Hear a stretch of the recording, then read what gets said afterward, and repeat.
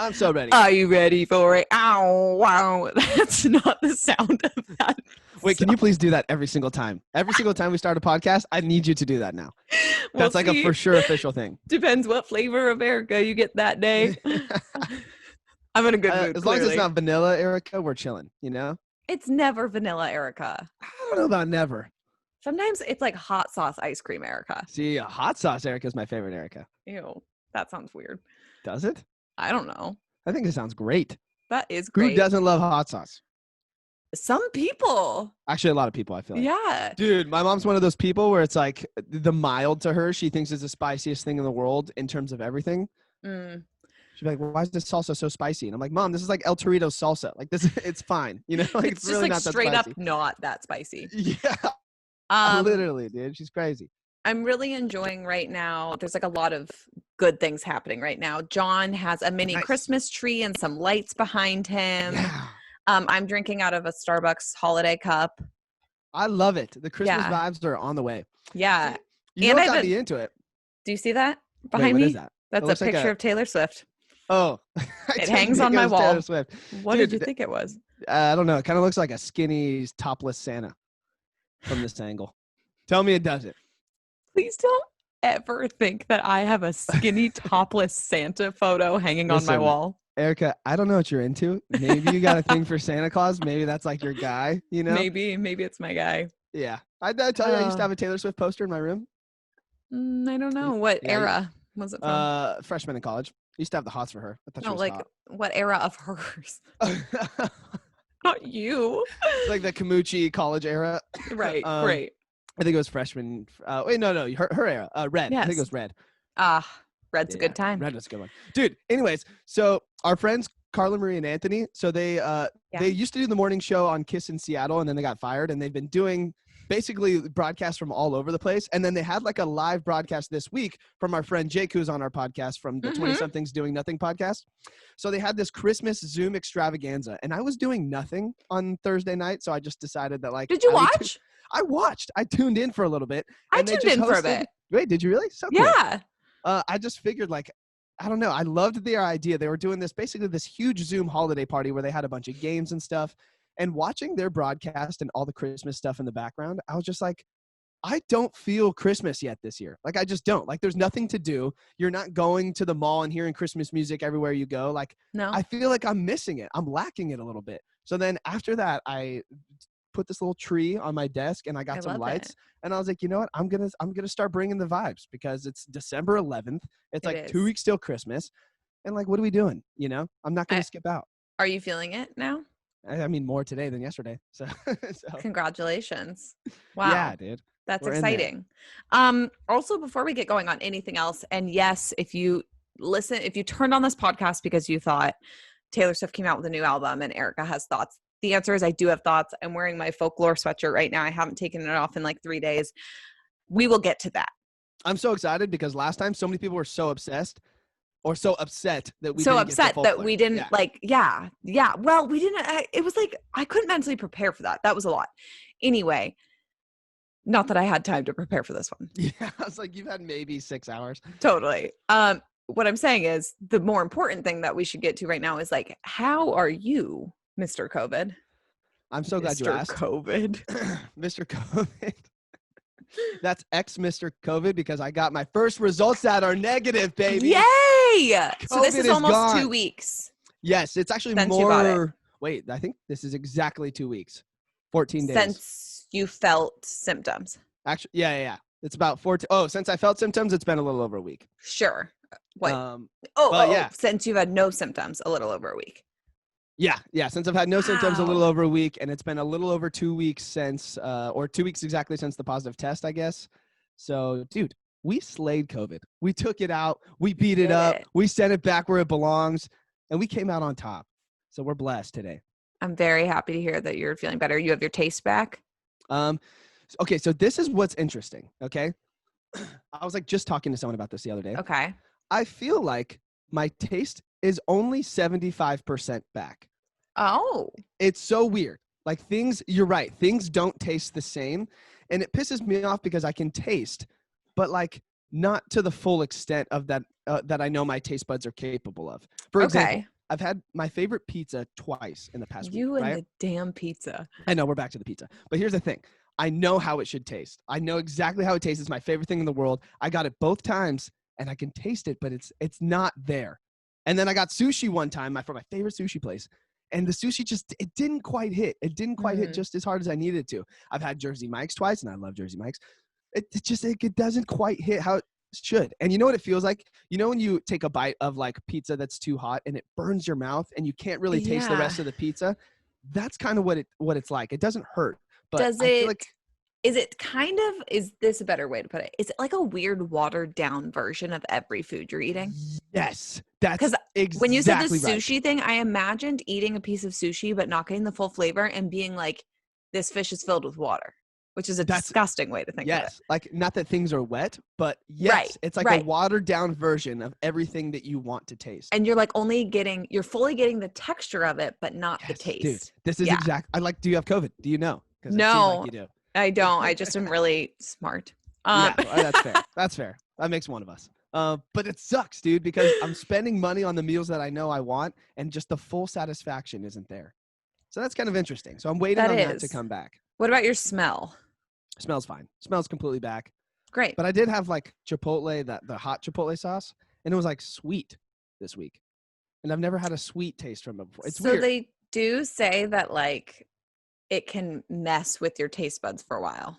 It has, for sure. And I can't remember who posted this. It may have been a celebrity. So if you're listening to this and you're like, yeah, that was not a friend of yours. It was either a celebrity or my friend who said like, oh, people have been asking about my taste buds since COVID. And I thought everything was back to normal, but I made a chili that my family was like on fire from.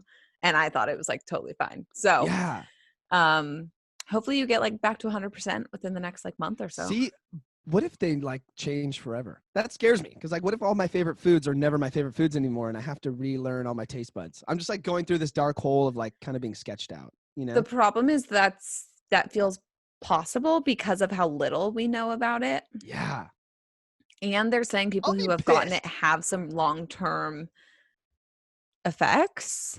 Do you know how pissed I'm going to be? Like, I will never buy an expensive meal again. I will never go out and get sushi. If sushi is not the way that I need sushi to taste, it is not worth the money. I'm sorry. I go to sushi knowing that I'm getting every dollar that I spend on that sushi in my taste buds. I can taste it. I can taste the value.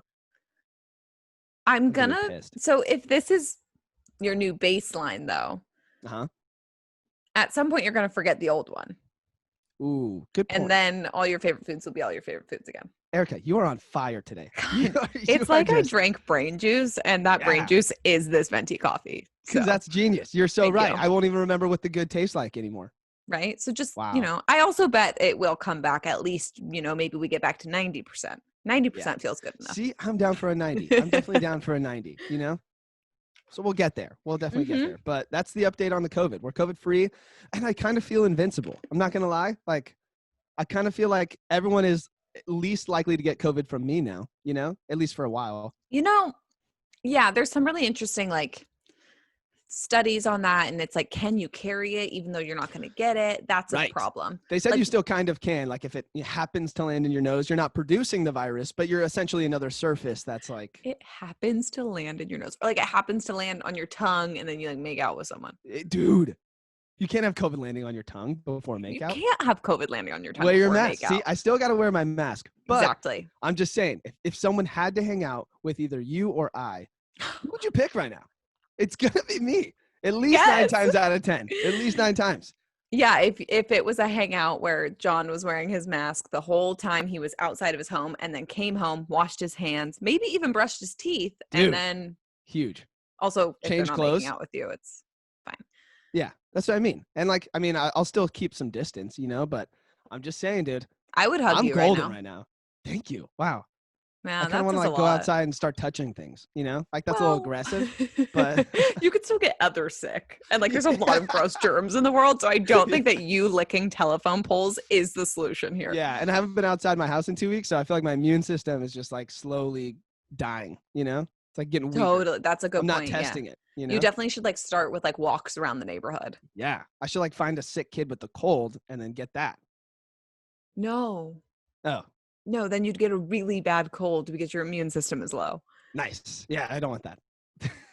The things that come out of your mouth sometimes. All the roommates are good? Yeah, I mean, not everyone's been tested yet. But like feeling okay? But feeling okay, at least feeling okay, which is good. So everyone's trying to get another test this weekend. Apparently, in some places, it's hard to get a second test once you've already had one. I don't know why that is, but some places would not give us second tests because we've already had our first one, which is interesting. That is interesting. So you have to find a place that's like down to test you twice. Very strange. Yep. Very strange. Cool. Well, I'm glad you're feeling better. Also, sorry, I just got super distracted because this Taylor Swift album. We'll just go into it now, Dude. Unless you have more to say about COVID. I've been excited to get into it. I have 42 text messages right now waiting for me since we started this podcast. From random people or from your Taylor Swift group chat? All the above. So it's a Taylor Swift group chat. It's my best friend who's listening to the album for the first time as we speak right now. So she's texting. I can see them rolling in. They're like screaming texts. When people are trying, like when you recommend a song to someone or you know someone's listening to something that you want to talk about together, sometimes, you know how Spotify will sometimes tell you what your friends are listening to? Did you know? Yeah, I never look at that though. Oh, I do all the time. And if I'm telling you about a song and I know you're listening to it for the first time, I always want to play it back so I'm listening to it with you, even if I've already heard it, because I want to know. You know what I mean? Especially if it's like a new song so you don't know it word for word. Like Totally. Yeah. But last night at 9 p.m. I watched the Willow music video premiere, and there's so much in that music video that I haven't had time to like sit through and like think about and do the like Taylor digging that you have to do. It was incredible, but she says that one scene represents how she feels about fame, and at one point she's like locked in a box, and I'm like, well, that's the one, right? But then I went through and listened to the album. Like Willow's the first song, so I skipped down to the second and like went from there. Cried once. Dude, did you have strong emotions? Because some of those songs are sad and a lot of them are about breakups. So that's what I noticed. So before I get into mine, so I kind of want to preface this with, if you're listening to this, you're going to get two kind of different opinions, because you're getting one from a true Taylor fan, which is me, right? What? Like the one... I was like, what the hell? No, I'm kidding. So you're getting one from like the true Taylor fan who's like really gonna like, who knows all the secrets and is like really dissecting it and is trying to figure all the little pieces out. And then you're getting one from me who you have to realize is going to be kind of an outside perspective. Like if you which is great. Yeah. If you came in and you don't really love superhero movies, but you tried to tell me which Spider-Man was the best, I'm going to take your opinion with a grain of salt. You know what I mean? That's like true. You got to like, you're not going to tell me who the best Spider-Man is. It's Tom Holland, end of story. But interesting. You don't have to believe everything that I say, because I'm just going to give you like an outside toes dipped in the Taylor Swift pool opinion. I also think, and maybe this is not like, I don't know if every like big Taylor fan feels this way. I believe that you only receive Taylor albums in the way you need to. So like, it's like so scientific. I do feel that though. I feel that. Right. But like if I was super, well, I am pretty happy right now. Okay. If I was really in like a bad breakup, I would be hearing this album differently than how I'm hearing it as where I am personally. Same with her album Lover. I had a hard time with it because I was going through the worst breakup of my life, and it was such a happy album. And I was like, I want the sad songs, you know? So did you feel that Evermore was more sad than Folklore? It feels like the sound of Evermore is less sad, but the words are like knives. Yes. Okay. Yes. I didn't know if I was feeling that for the same reason that you're talking about, because it's just a more sad time in my life. But I felt like this was way more sad than Folklore. Yeah, I think she really got into like, she's really good at giving you like sad feelings on like a dish and being like, enjoy. And like this time she did it while like the dish looked really nice and it was like the prettiest plate you've ever seen. And so you were like, this isn't going to be so bad. And then it was bad. And you bite into it and you're like, why am I crying? Yes. Yeah, yes. Ooh, did you shed a tear last night or when you listened to it? I'm not gonna lie. You know, some built up, you know, some pushed the walls a little bit. Like Happiness was hardcore. That song I think is my favorite. It was so good. I was listening to it and I was like, I love this album. Like I really do, you know? Don't you think that Happiness also is like, if you, this is going to sound so mentally disturbed. I almost wish I was going through a breakup right now, because Happiness is that song that puts you like in the place of like, you're going to be fine and it sucks, but you will be fine. Yeah. Yeah. And like, don't just think about the bad. Like, you can admit that there was good in there, but still you're doing better, or you have to at least look towards a positive future. You know, like I loved that. I really did. The line, the hook, there'll be happiness after you, but there was happiness because of you. Yes, dude. Also my favorite line from that one, and I literally wrote it down because I listened again today when I was going to get my coffee, and I squealed when she sang it because I didn't hear it the first time. Oh no, I just opened up pages. I meant to open up my notes. It is. Wait, stop. You took literal notes on this album. Yes. And the F word is just all over them. Oh, wait, can we also, okay, another thing before we dive into that. Is she known for having more explicit songs? No, this is, Folklore was the first time she actually said F. And I don't know. Wait, I was wondering if like I just had missed that before because it was snuck in there, but there was like a decent amount of curse words in this album. Yeah, I think, she's edgy now, so. I love it. I'm all about it. Anyway. The line is, all you want from me now is the green light of forgiveness. And I was like, whoo. So. Squeal. I literally went, woo! So, I don't know. It's just taken back by the fact that you actually have notes. Like, do you want a dramatic reading of them? I kind of do. I'm not even going to lie. So wait, I just want to know, what's your process? So do you listen to the song and then go back and listen and take notes? Do you take notes the first time? Like, are you ever just enjoying the song? Like, walk me through when the notes take place. Also, to be fair, there's not a note on every single song here. Okay. I listened to the full album, and then I like looked at it on a screen and like wrote out my favorite songs, which is so many of it. It's more than half the album. And then next to those, I put like my thoughts on it. I love it. I love it so much. So it starts with Champagne Problems. All I wrote was the broken engagement. Wow. Which isn't even true. It's not about a broken engagement. It's about a failed proposal. But Tolerate It, it just says in all caps, the F word. Those emotions are real, y'all. Who am I talking to? I feel like Tolerated is a good one. Tolerated is such a good one for that reason. Yes. And I feel like as someone who's like, recently experienced relationship turmoil, you're like, that's a feeling when you're like, I'm trying and you are just sitting here and just like accepting it, but not anyway. Yeah, I feel like anyone in just any bad relationship situation can relate to that at some level. Everyone's felt that at some point, whether it ended that way, started that way. I feel like that's just such a relatable song, Yeah. Have you shared these notes with anyone else yet? No, not yet. Okay, so I'm going to imagine that when you're typing these notes out, do you write them or type them? They're typed on my computer, on my notes app. Yeah. Okay, so I imagine that you're talking to me and our listeners. Very much so. I took them because of my best friend not being able to listen until right this moment. And yes, I now have 57 text messages, if that tells you anything. So I wanted to be able to like give her my first thoughts as well, but it was because I knew we'd do this. 'Tis the damn season says, I mean, if this doesn't scream going back to my hometown and seeing my ex-boyfriend during college, I don't know what does. No body, no crime. All it says is, in lowercase, let's, and then in all uppercase, murder men.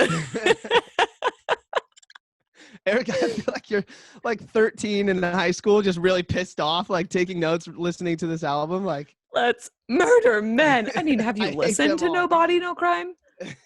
It is the modern day Goodbye Earl mixed with Carrie Underwood's Before He Cheats. And yeah. And it was like kind of country. And yeah, and is it Haim or Haim? I never know how to say their name. I honestly don't know either. It's that band with her, and like they're not a country band, so I thought it was fun. No, they're all girls too, aren't they? Yeah, they're sisters, 3 sisters. Yes. Oh, I didn't know that. Wait, so cool. I really want to like put on some like stomping boots and like perhaps scream out loud while jumping up and down. Some stomp and holler, perhaps. Damn. There it is, dude. Was it stomp and holler or stomp and yell? It was stomp and holler. Sure. We already covered my feelings on Happiness, but the first thing I said was majorly holy shit. So majorly what? I'm sorry. One more time. Majorly holy shit. Okay, majorly holy shit. I thought you said majorly full of shit. And no. You're like, I thought we just said we loved that one. Yeah, for real. Long story short, growth in a song and a Lil Bop. I don't know. A Lil Bop. Did you listen to Long Story Short yet? Long story short is the last one I got to. Didn't you kind of feel like it was like a little boppy? I for sure wanted to move a little bit. So here's the thing. I listened to the second half of the ones I listened to this morning, and I was like laying in bed. It was like just before my alarm went off, and I was like, I literally have to listen to these songs, or Erica will literally chop my balls off. Like I have to listen. Like she's gonna be so pissed if I don't. So that's why I made it a point to power through as much of the album as possible. Wow. I was curious. Don't get me wrong. Is it something I need to listen to the night it comes out? Not really. But when we're doing a podcast and I know that this is your life, I have to. Like I have to. You know what I mean? Yeah. So anyways, I was about to fall asleep and then that song came on and I was like, I can't anymore. You know, like I'm kind of awake now. Yeah. And then I got up and started working. Well then, now that can be your no, don't make it your alarm. You'll hate it for the rest of your life. But it can be that song that you play. You know how when we used to do these in studio and sometimes I'd be like, I need a pump up song. Mm-hmm. It can be your little pump up song. That's one of them. Yeah. I also have notes on Marjorie, which I just think is a sweet song. Closure, which sounds like chaos. And Evermore is a spiritual experience. And I'm excited for you to have that. It is like, you feel like you're laying on a glacier, perhaps. And suddenly, like, fairies come over you and they're like whispering things and like sparkling dust on you. I loved the Bon Iver song in the last album, so I'm very pumped to listen to it. And I love songs that are like spiritual experiences like that. Like I want a song to take me somewhere else sometimes, you know? I think Evermore is better than Exile.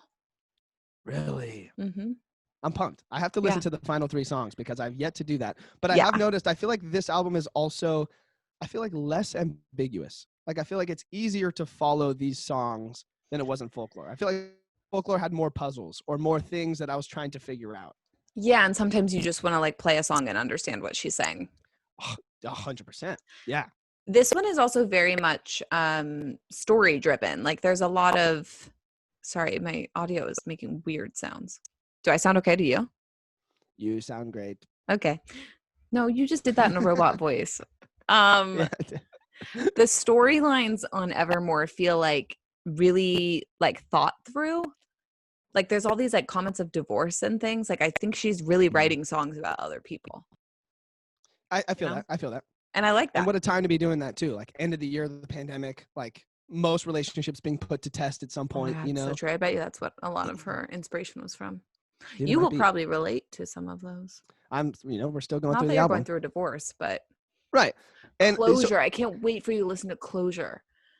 So without a pandemic, do you think she still drops 2 albums this year? No.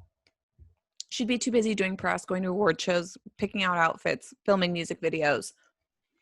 There's no way. What I do respect is like these albums were not very far apart, you know, months. 5 months. For 2 full albums, and they're not those like, oh, I gave you 9 songs, that's an album. You know what I mean? I hate when people do that. 16 and 15. That's true. That's like a true album. Like she's been at work. She's been working. And I like respect that so much because I love when artists are like, hey, I'm not doing anything. I'm just going to put music out. Like, totally. Thank you. Like that's literally what you're doing. And like, how could she have been doing anything? She definitely wasn't, you know? No. I mean, none of us really were. So also sorry if you heard that sound. It's my roommate trying to turn on our heater. Anyway. Honestly, thought it was a cat. I was like, why'd you not tell me you got a kitten? I do not have a kitten. What were you going to say? I don't remember. I just feel like music is the easiest thing to like put out right now, you know, like especially for someone who I'm sure is like making music at home. Like, well, and her boyfriend wrote on a lot of this. Oh, really? Mm-hmm. Wow, several of the songs because he wrote on a couple. He is the. This is such like a deep dive Taylor Swift thing. There's a writer on Folklore called named William Bowery. It's not a real person. Turns out it's Joe Alwyn. Really? Yes. And he plays music, but has never really like spent time writing it. And one time she explained this in the Long Pond Sessions thing on Disney Plus. He was like playing this piano thing. And she said she like popped her head in and was like, can I write that as a song? Like, I need to write that. So that's how they start writing together. And now on Evermore, there's like several more songs with him. Can I ask a question, a deep dive Taylor question? Sure. When did Taylor start becoming like Easter egg Taylor? Like when did she start like actually plotting things to mean something somewhere. You know what I mean? I feel like she's always been doing that lately, and everyone's trying to figure out what she means by things, and these posts mean something specific. Right. When did that start? It certainly, so she used to do this thing in her album booklets where if you read through, back when we would buy like the physical CDs, the booklets, when you open them, everything was in lowercase except certain letters were in uppercase. Okay. And it would spell words. So there were hidden messages in her album booklets. I don't recall if that started on album 1 or if it was album 2. It was definitely by album 2. It was no later than album 2. So like, it'd be a hint about who the song is about. It'd be a message to the person that the song is about, whatever it is. She did not do that on, I think the last time she did that was 1989. But I would say her Easter eggs have really picked up since, I don't know, like as early as Red. Yeah, and I feel like that makes it hard to live life because everything she does, everyone's like, what does this mean? You know? Like she tweeted out 9 pine trees the other day, and I truly didn't think anything of it, like an idiot. And then the next day she was like, surprise, my 9th album will be here tonight. It's just a lot. It's so mind-boggling to me. Yeah, that's crazy. I feel like that's kind of enjoyable, though. It's so much fun. It makes being a Taylor Swift fan like a full-time job. It seems like it. And I feel like that's kind of the thing is I feel like I'm just like, it's too far past. Like I couldn't catch up on Taylor Swift facts. You could catch up, but you would have to watch like a lot of TikTok theories and like. I love that there are like Taylor Swift TikTok theories. Like that's amazing to me. The world, the Taylor side of TikTok, sorry, that was hard to say. The Taylor side of TikTok is wild. And really? I hope, like, I live there. I want to take up residence there. It's so much fun because these people are throwing out these crazy things. Like I was watching one the day before she announced Evermore, and it was like, I don't know, like all these things. And then the 9 trees, I'm not sure. And I was like, it's not an album. Boom. Well, you were wrong. So. I mean, I'm sure some people thought, but like this close to folklore, like how'd you think another album was already coming out? You know, it's totally. Like, it's hard to predict that. Totally. She's so genius. Yeah. I just want to like understand her brain. I do think, I don't know a bigger star than her, you know, like when it just comes to like a star that so many people care about, I really think she's probably the biggest in terms of popularity. I always think that, but living in her world, like being makes all obsessed by it. Yes. So it's hard for me to like gauge if other people feel that way, but also the amount of texts I get on like a release night or when she announces something or whatever it is from people I haven't talked to in a long time. It's from like what I see. I feel like when she posted that she was getting an album, I mean, okay, a lot of my feed is actually like women in entertainment who like kind of fit that demo. So maybe I'm like be excited no matter what. Yeah, totally. So maybe I'm immense like submerged in that world as well. But I just feel like I see more posts, more engagement, more excitement over Taylor Swift than any other artist, at least in my eyes. I just think she has a way of reading all of our brains and just like putting them into words and then being like, guess what? I hacked your brain. And so everyone feels so like understood by her. This sounds so romantic, but like everyone feels understood by her and like her songs. And so therefore, even if you only love one song on the album, you're still going to be really excited about the next album. Yeah. It's definitely a lyric and feeling thing. Because like, although her vocals are nice, you're never like, they're so much better now. They are. But it's never like, these are the best vocals I've ever heard. You know what I mean? No, it's not like listening to doing Louis crazy Capaldi runs sing. all the exactly, dude. Exactly. Louis Capaldi, dude. Yeah, let's talk about Jingle Ball in a second here. Okay, yeah. Wow. But yeah, you're right. And I think that's why. Like I've been, a Taylor fan for weirdly 14 years now. Like and always at this weird level. And at times even more, and I'm glad that we've brought it down. I think that she shaped my taste of music. And that is that I'm always more concerned about the lyric than anything else. I'm also always more concerned about what they want you to feel, like in the actual music. Okay. Than like it's like the fun combo of like what they're asking you to feel and then also what they're telling you versus just like, I don't know, it's like a good song that I can dance to. Yeah. See, and that's my problem with most, I guess, overly popular pop songs. You know what I mean? Like Yes. sometimes I just feel like they're putting something out that they know is catchy that doesn't have a deeper layer to it. And I crave that deeper layer so much, you know?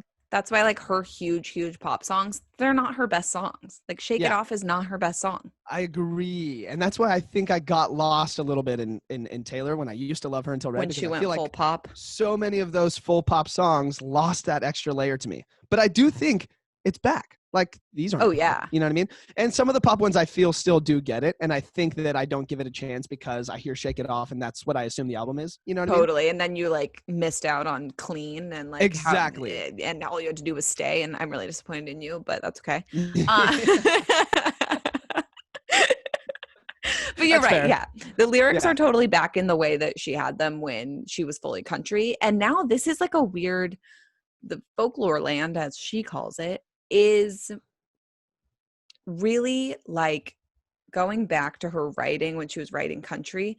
But then also it's like a bit poppy and there's songs that make you like feel like they're not country and people don't like country sometimes. So what I got to wondering when I was like listening to the second album, which is very much at least similar to the style of folklore, I started thinking like, what's next? You know, where does she go from here? I don't know. She actually said she like posted a little thing explaining some of the songs and whatever. And she said like, I have no idea what comes after this. And that's exciting. That is exciting. I don't know if like, I love that artists sometimes develop their sounds, but sometimes that turns me off. I feel like an artist's original sound is usually always my favorite. And it's rare that I like how they evolve, but I know like once you get into music, you just need to evolve, you know, like you're feeling different things. You want to try different styles. I definitely get it. But I think it's usually hard for me to like that as much as the most original music. Cause I feel like when you put out your first album or you start making music for the first time, that is as you as it gets. You're not trying to find a hook. You're not trying to find anything. That was your way to express feelings when you were feeling them at its core, and you've never done that before, and that's all the rawest music you can put out. So I also usually like the original best. The debut album is everything they've worked on up until that point. So it could be 30 years, and usually like 20 something years of work. And then the next album is 2 years of work. Yeah. 100%. And 2 years of feelings and whatever. Maroon 5, dude, is my prime example. There is nothing like old school songs about Jane Maroon 5. Is nothing. Like it's a different kind of band that still has the pop feel. It's so great. And their newest album, I love. Like, I love their newest album. It's so good. But it's different. It's not the original. You know, it's different. Totally. So that's another one where, like, I've loved the way they've evolved, but still, it's just like, I don't know. The original sound is usually my favorite. Yeah. So, I mean, we'll see. I would love for her 10th album, which seems crazy, by the way. Her next one will be 10. This is 9. Wow. Yeah. That's unreal. That's so many. Like, how do you remember the words to your songs at that point? You know? I don't know. And she's going back and re-recording the first 6 right now. I mean, I guess it's easy. I'm sure you know all the words to literally almost all of her songs. Probably. That's actually a good point. Yeah, like if you can do it, she can like do it. I don't perform them and I didn't write them. Yeah. I feel like you could though. You know, you could perform them. I totally could. Give me a guitar. So are we at the level with these albums where if I played you the first second or two, you'd be able to identify songs at least off of folklore? Probably. Nice. We're going to have to do that again. I'll give you some time to really listen to this album and then we'll have to bring that game in back. Like our wrap up, our year wrap up podcast, we can play a game. Nice. Yeah, okay. So Jingle Ball. We also had, you know, iHeartRadio's Jingle Ball last night, totally virtual. I thought they did a really good job. I think it was the best virtual iHeart performance I have seen to date. Yeah, I really enjoyed it. Because here's the problem I had. So we had the iHeartRadio Music Festival, which is usually the big Vegas festival we have every year for artists from different genres. Fun for us. It's always so much fun. Yeah. And we did that virtually. And my problem with that was the performances were geared as if there were an audience. So they were trying to make it feel like this big festival, but it didn't hit for me. When I'm in my living room and you're doing this big dance number and performing and it's this big magical production set, on TV, it's not the same. Like it didn't hit for me. But Jingle Ball, most of them were like living room acoustic sets with pianos. And they took like Dua Lipa took Don't Start Now or Don't Stop Now and like brought it down and did it acoustic with backup singers. And I was like, this is awesome. It was cool. It was so cool. And it was something you'd never heard before. Yeah. Even The Weeknd did like his big set and stuff, but it was in a home. It looked like they just had like lights and stuff. Or a stage meant to look like a home, but his probably had the most production value. but it still was cool. Like it was so cool. Who was your favorite moment? Louis Capaldi, dressed up as Santa Claus. His accent is just, first of all, so much fun. Everything he does is like so perfect because he's hilarious. And then he opens his mouth when he sings and you're like, what? You go from laughing to crying in a matter of 3 seconds. Like, the dude's got vocals, man. Like, his version of Last Christmas will put me in my grave. Dude. And I need it in a recorded version now. And that's the thing is, like, someone you loved is like something you hear on the radio all the time. But every time I hear him perform it, I'm like, it's like the first time I've ever heard it. You know? Yeah, I agree. He's a great artist. It was funny watching him like sing that and Before You Go, which is just like such a sad song. Yeah. In a Santa suit. But it works because it's Louis. But it's just so good. It's so good. He is perfect. So also just Harry Styles, just looking at him and hearing him sing is like, it's like a little slice of heaven put in my mouth. See, that's another one. Like, Adore You just brought down acoustically a little bit. Like, it was so cool to see. I do wish he had done a Christmas song though. Yeah. It's Jingle Ball. You got to do a Christmas song, you know? Get in the Holly Jolly spirit, Harold. Get in the Holly Jolly spirit. What are you doing? Yeah. So good. Well, I have a meeting here shortly, but I want to finish this off with a balls deep question of the day. Good. I was wondering. My balls were not very deep in anything. I meant to do this before we got into the Taylor Swift album. Well, actually, first question. So far, what's your favorite song on Evermore? Right now, it's Happiness. Okay. For sure. The real question now. If you could live, or if you could pick any of the album aesthetics, so any of her former eras or current eras, to just like live in, which would you choose? Define live in. Are we talking about living in with her, or go back to exactly how that was at my point in life? No, like your current life, or like the life in your future takes place like within the feelings, the vibes, the colors of those albums, of that album. That's hard. Do you want me to go first while you think about it? Go first. I thought about this a lot before we did this, and I was like, I feel like I want to answer the most current, right? Okay. But that's not true because it's really, really sad. Yeah. And like dealing with a lot of emotions. So I'm picking Lover. Because I think when we're not in a pandemic, I'm actually like very bright and sparkly and like spunky and happy.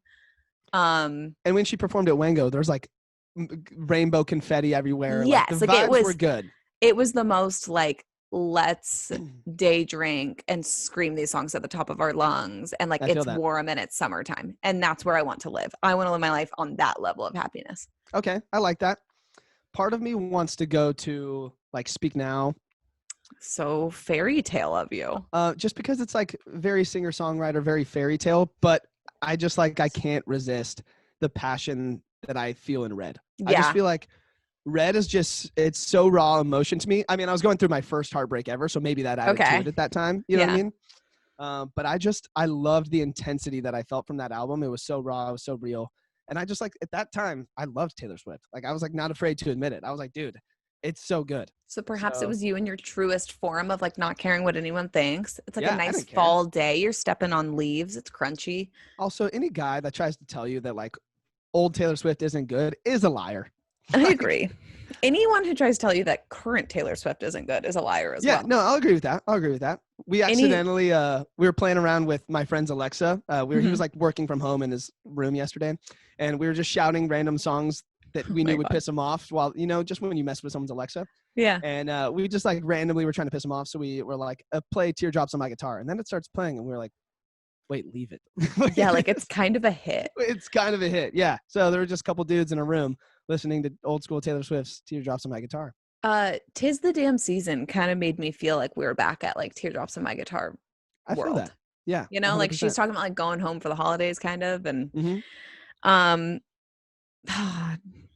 yeah, she's a lyrical genius. That's all. And she always has been. And it's weird. And I wonder what it's like to be gifted.